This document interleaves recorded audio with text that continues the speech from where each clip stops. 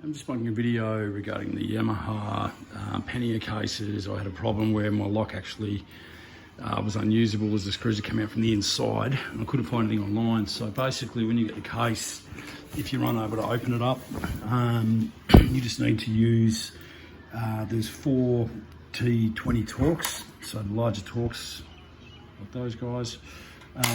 Take the 4 of them off, that'll remove that cover from there.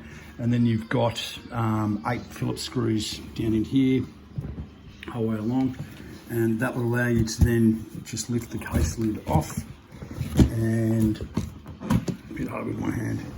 And then you can gain access to get into the inside lock down in here. And ultimately, you will be able to fit the screws back in from internals and open your case up and gain access to get back in here. Those little screws in there, they're a T10 as opposed to the T20 Torx. And then you'll be able to fit the lock back in and open that up from the upside down. Open your case up and fit everything back in, and make sure that you're Loctite them, because that was my problem. I was told they were, but they weren't. Good luck.